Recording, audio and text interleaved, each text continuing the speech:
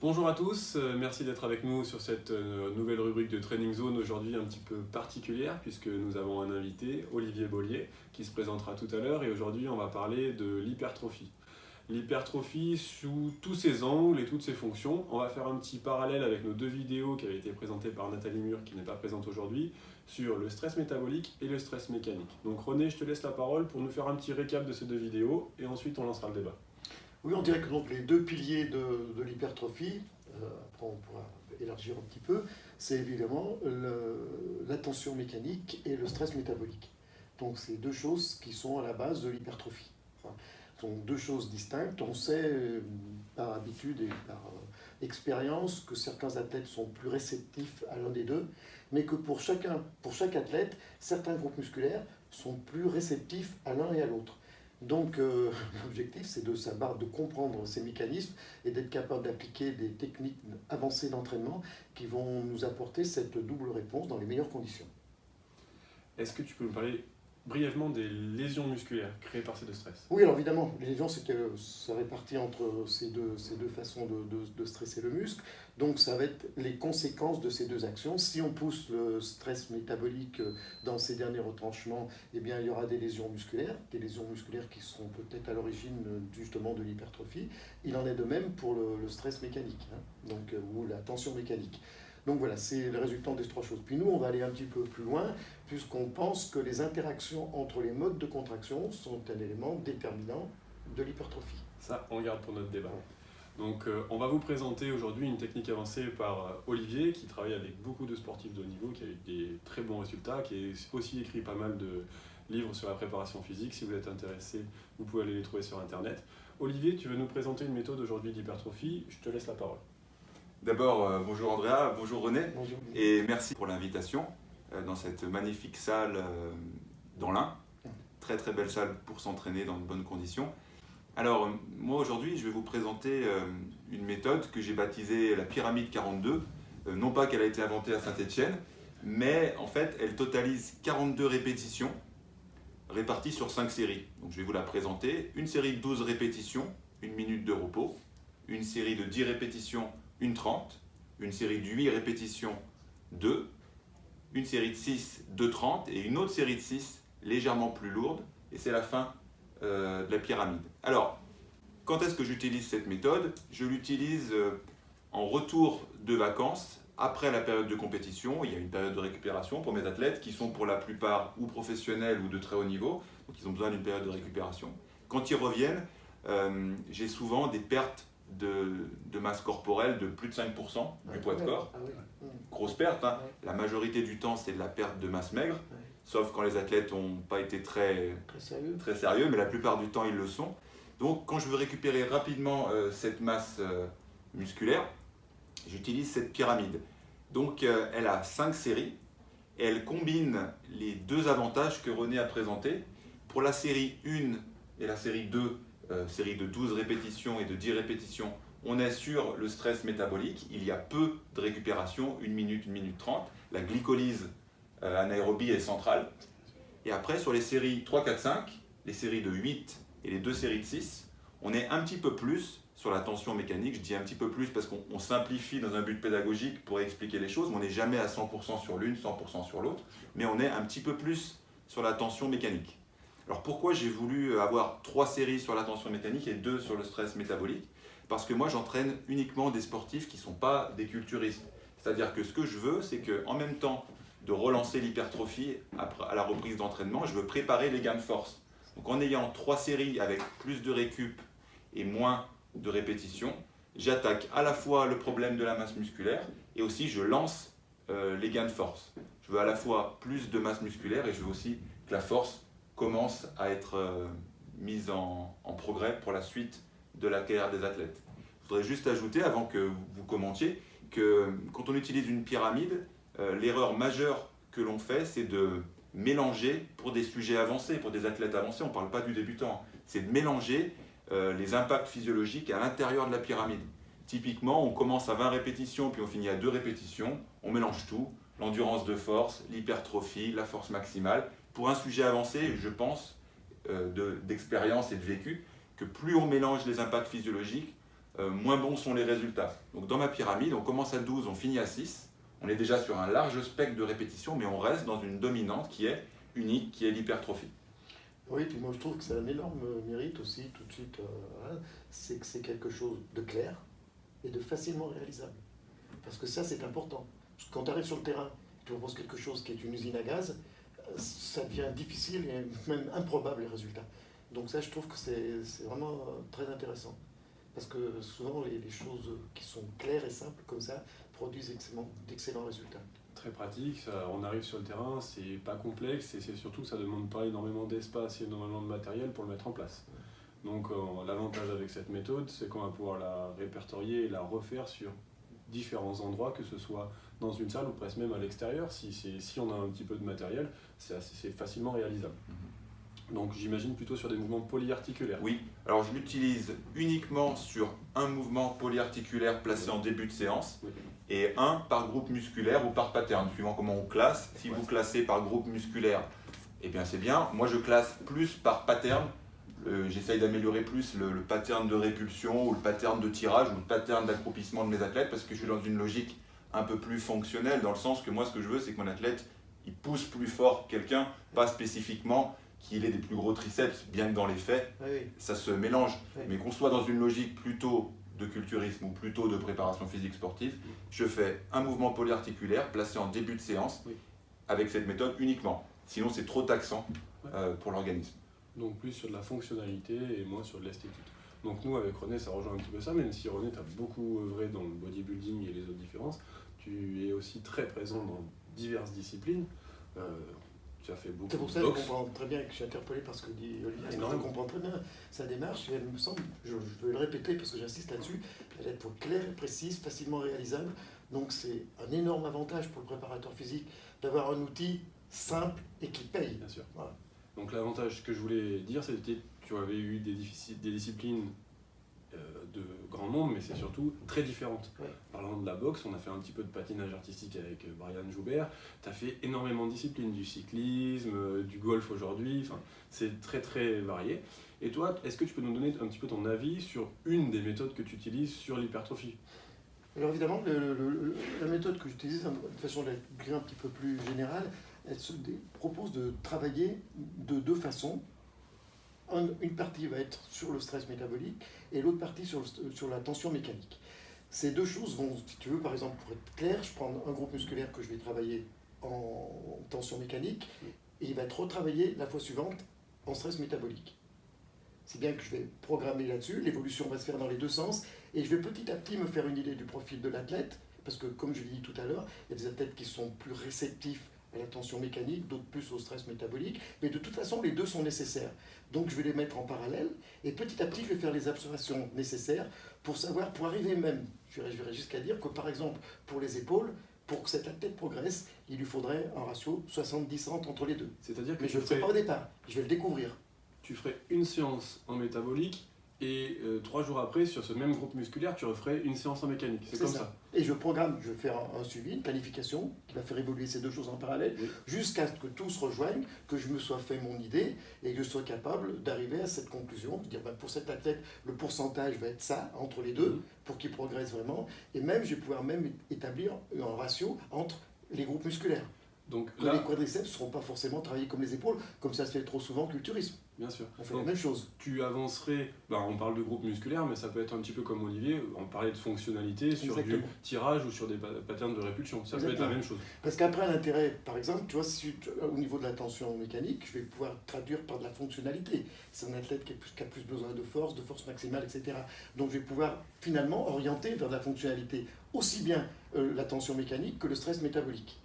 Donc c'est plus dans la planification que dans la séance. Exactement. Ouais. Et je sais, pour avoir discuté énormément avec toi, que dans la séance, souvent tu utilisais deux groupes différents ou deux fonctionnalités différentes. Il y en a une que tu utilises en mécanique et une que tu utilises en métabolique sur la même séance. Oui.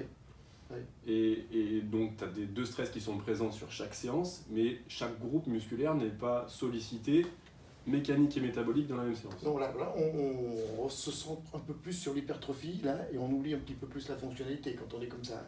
Voilà. Mais là, c'est carrément l'hypertrophie. Donc, comme le sujet est l'hypertrophie, J'insiste là-dessus.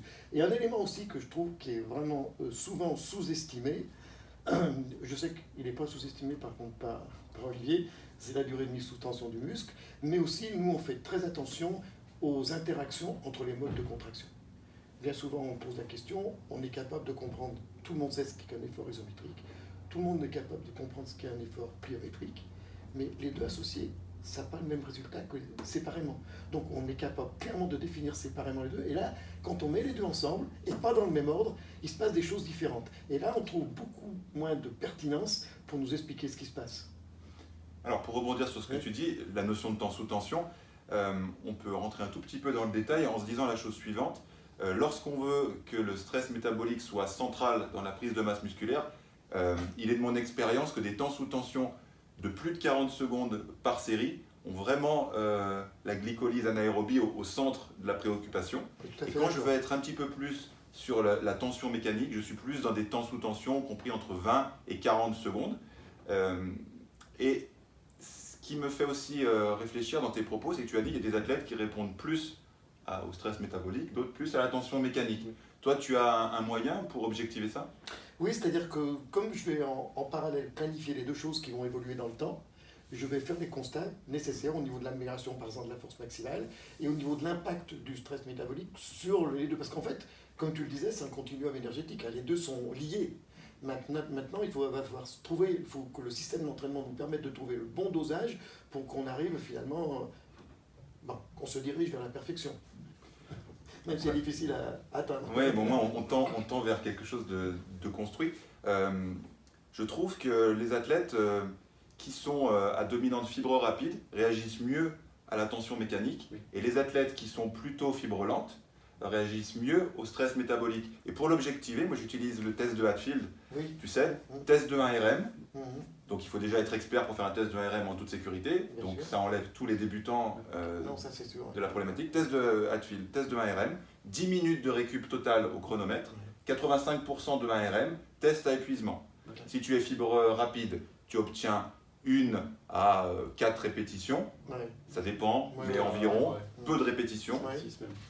Ensuite, tu as le profil intermédiaire vers 5, et puis 6 et plus, les fibres lentes. Et quand tu es fibre lente, tu réponds bien au stress métabolique. Quand tu es fibre rapide, tu réponds mieux à la tension mécanique, ce qui s'explique parce que si tu as beaucoup de fibres rapides, tu as des fibres qui sont capables de produire beaucoup de force, qui sont très fatigables, donc tu réponds mieux à des charges proches du 1RM, lourdes, avec beaucoup de récup, ce qui revient à ma présentation aux séries plutôt proches du 1RM, et plus tu t'éloignes du 1RM, plus tu es fibre lente. Vous l'avez objectivé dans votre pratique ? Oui, tout à fait. Donc si tu veux, on va tenir compte de ce que tu es en train de dire là, dans l'évolution des deux choses en parallèle. Tu vois.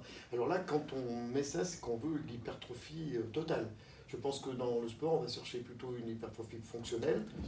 Donc la manière de manipuler ces deux choses va être quelque peu différente, mais on va être capable de le faire.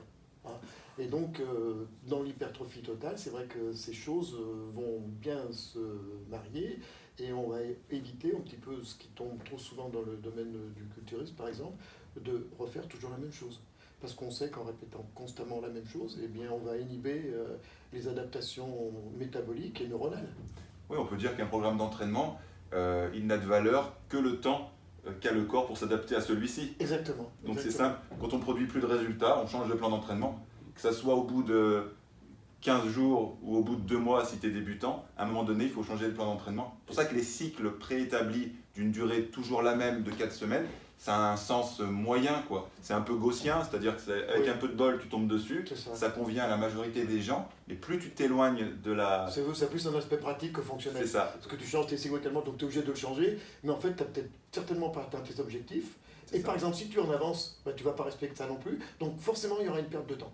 Avec une programmation comme rigide. Il faut observer, regarder ce qui se passe, et puis être capable de, si tu as besoin, tu fais des tests.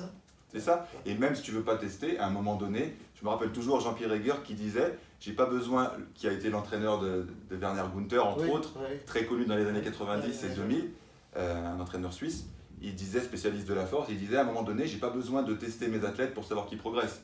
Si sur du 5-5, au début de l'année, tu fais ton 5-5 à 100 kg, et puis 2 mois plus tard, tu le fais à 105, on peut légitimement se dire que normalement ta force a progressé. Mais bon, c'est ce qui fait la différence entre les entraîneurs d'expérience qui peuvent se permettre ça et les autres, ils sont obligés de faire des tests. Bon, si ça leur permet de franchir les premières étapes, pourquoi pas. Mais en fait, la finalité, c'est ça. Tu te rends compte de ce qui se passe parce que tu dois observer.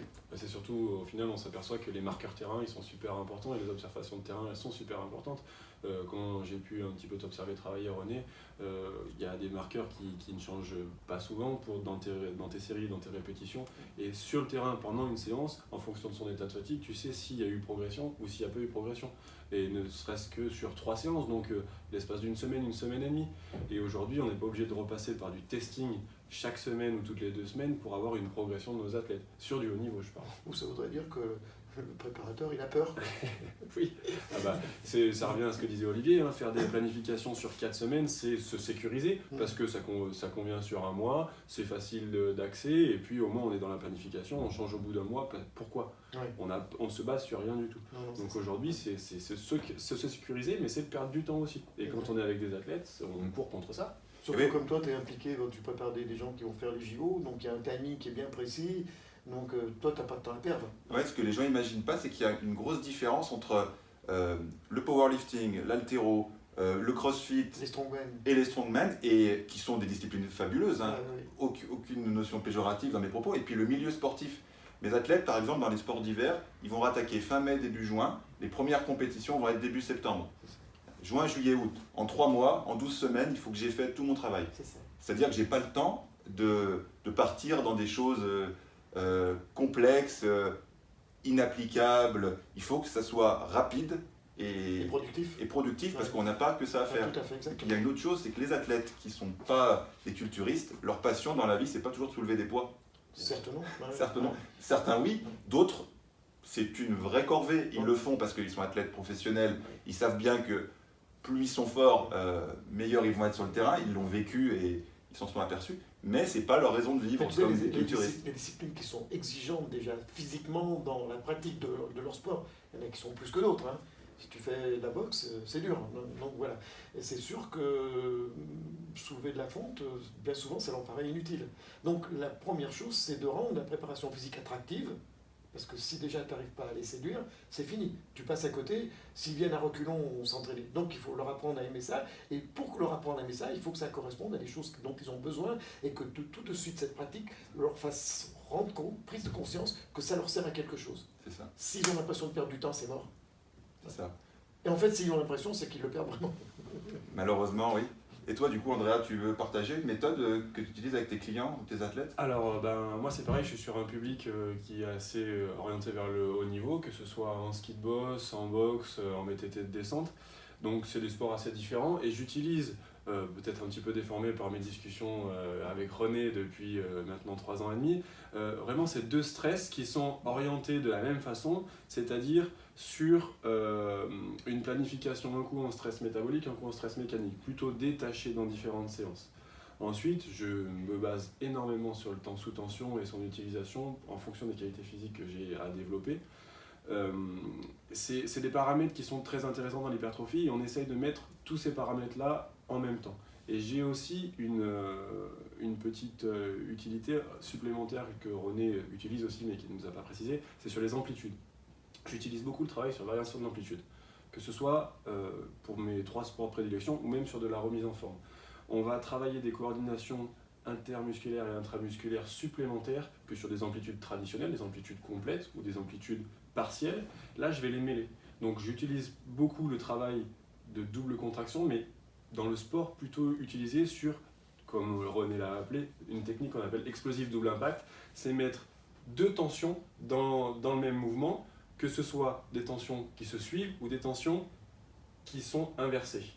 Donc c'est-à-dire que je vais utiliser une amplitude partielle et une amplitude complète sur des mouvements plutôt explosifs et j'essaie de travailler avec ça une coordination supplémentaire inter- et intramusculaire. C'est potentialisé, c'est sur l'aspect terrain, j'ai des super bonnes réponses avec mes athlètes. Donc, on a utilisé, alors après il y a ce que tu vois, parce que là on n'a pas d'informations scientifiques là-dessus. Alors il y a ce qu'on voit et puis les résultats qui sont obtenus. Et le témoignage des athlètes. Ton témoignage des athlètes, si en même temps tu regardes bien ce qu'ils font, tu regardes ce qui se passe, tu vas être capable de rétablir la réalité, même s'ils n'ont pas vraiment la réalité, tu vois ce que je veux dire. Toi, tu vas pouvoir faire la part des choses. Et on a eu en boxe, par exemple, avec cette technique du double impact, on a vraiment eu des résultats intéressants en peu de temps. On a des super résultats en boxe, donc plutôt sur les membres sup, mais aussi sur les membres inf. Et j'ai des super résultats. Et tu en as eu avant moi, avant de me passer le relais avec Sacha, sur ces membres inférieurs, avec cette technique. Plutôt sur un aspect développement de la composante puissance-explosivité. On a des très bons ressentis sur l'hypertrophie qui bénéficie à ces qualités physiques. Et ça, c'est des retours terrain, puisqu'aujourd'hui, comme tu dis René, on n'a pas des vraies réponses scientifiques à ces différents termes-là. Donc ça va être sur la vitesse d'exécution et les amplitudes cumulées, sur l'aspect de l'hypertrophie. Ouais. Mais c'est bon, je pense que Olivier le sait, il a bien mis des choses en place, lui, avant qu'il y ait une information scientifique qui vienne soutenir ce que tu fais. Disons que la science, la physiologie et les sciences en général, c'est central. La recherche scientifique, c'est central. Mais avoir des résultats sur le terrain qui ne sont pas publiés scientifiquement ne remettent pas en cause leur validité de terrain. Ouais. Mais donc, des fois, il faut quand même... là, je pense que là, toi, tu fais bien les choses, mais il y a besoin de ça quand même aussi. C'est ça, c'est ce que je dis, c'est central. Ouais. Mais à un moment donné, on a cette part d'innovation qui est liée au haut niveau. C'est-à-dire, si on attend une validation scientifique large, et une validation scientifique large, ce n'est pas une étude avec 5 sujets. Hein. C'est ça. C'est pléthore d'études, des méta-analyses, des reviews. Disons qu'à un moment donné, si on attend ça, on a perdu 3 Olympiades, quoi. Exactement. Mais la science est centrale. Alors, bien sûr. En fait, c'est d'abord là-dessus, c'est le support fondamental. Mais après, il faut savoir improviser, il faut savoir s'adapter, il faut savoir... De toute façon, à chaque fois, on fait des retours sur la science et on utilise tout ce que vous avez présenté. Et moi, je l'utilise aussi comme ça, c'est la base de notre travail. Mais si on veut aller chercher plus loin, on doit utiliser tout ce qu'on sait et tout ce qui a fonctionné sur le terrain, de par nos observations ou les observations de nos comparses préparateurs physiques. Donc, je parle de Olivier, de tes écrits et de ce que tu publies aussi sur les réseaux, de ce que René a fait et ce que j'ai pu voir qu'a fait René. Et avec ça, une fois qu'on colle à la science, on essaye et on teste des nouvelles choses sur le terrain pour bénéficier, pour que ça participe à la performance de nos athlètes. C'est drôle parce que par exemple, la méthode des clusters vient de recevoir scientifiquement l'aval de la science. Et je me rappelle très bien Feu Charles Poliquin qui disait « J'ai commencé à utiliser les clusters dans les années 85 ». C'est ça. Et lui-même disait qu'un entraîneur haltérophile l'utilisait dans les années 60. C'est ça, exact. Donc tout ça pour dire qu'à un moment donné... Il a fallu du temps pour... C'est ça, mais ce qui est légitime, parce que le temps de l'entraînement, c'est pas le temps de la recherche scientifique. Exact. Donc on n'a pas le même calendrier. Non, on n'a pas le même calendrier, tu as raison. Mais les deux sont complémentaires et on marche main dans la main avec les chercheurs. Hein. Par contre, si tu veux, après, quand on en arrive là, on prend une grande inspiration. C'est ça. Parce qu'on est content de savoir qu'on était dans la bonne direction. C'est ça. Parce que des fois, on peut se tromper. Hein. Voilà. Il n'y a pas de mystère, hein. Il y a que ceux qui font rien qui se trompent jamais. Exactement. On en est toujours là aussi. Ça, c'est sûr. Bon, je pense qu'on peut mettre un terme à cette première vidéo et ce premier échange entre tous les trois. On peut peut-être annoncer aussi qu'on aura d'autres vidéos d'échange sur différents sujets. Aujourd'hui, c'était un large panel sur l'hypertrophie. On pourra développer divers sujets, peut-être à la demande de nos internautes aussi. Il y a des idées qu'on peut apporter, on peut soumettre, Olivier peut nous soumettre des idées, nous nous soumettre des idées, puis par contre se focaliser sur quelque chose de très précis pour répondre avec le maximum de précision. L'avantage qu'on a et que Olivier nous a soufflé à l'oreille avant de commencer la vidéo, c'est qu'on a 3 générations de préparateurs physiques. On va pouvoir parler des anciennes méthodes et puis peut-être des nouveaux testings qui arrivent. Des nouvelles méthodes qui sont ni plus ni moins que les anciennes méthodes remises au goût du jour. C'est ça, réadapter, revisiter, et qu'en plus on a un peu plus de recul, puisqu'on a eu le temps de faire des tas d'essais, et puis d'y associer à d'autres choses. Et ça, finalement, ça fait avancer. C'est pour ça que la confrontation de 3 générations, je trouve que c'est très enrichissant et puis sympa. Parce que j'arrive même à apprendre des choses avec Andrea. Donc c'est pas mal. Et peut-être que l'ancienne génération est plus en avance que la nouvelle génération. On se bat pour ça. On essaye de challenger pour qu'on progresse. De toute façon, c'est pour le bien de l'entraînement. Et puis je pense que le fait d'avoir des échanges, ça nous fait tous avancer comme ça. C'est sûr. Bon, justement, je vais conclure là-dessus. Pour le bien de l'entraînement, aujourd'hui on parle d'hypertrophie. Tous les 3, on se donne un prochain rendez-vous sur une training zone avec un échange avec René et Olivier. Peut-être que Nathalie sera avec nous, ce serait avec plaisir pour échanger avec elle. Merci à tous, à très bientôt.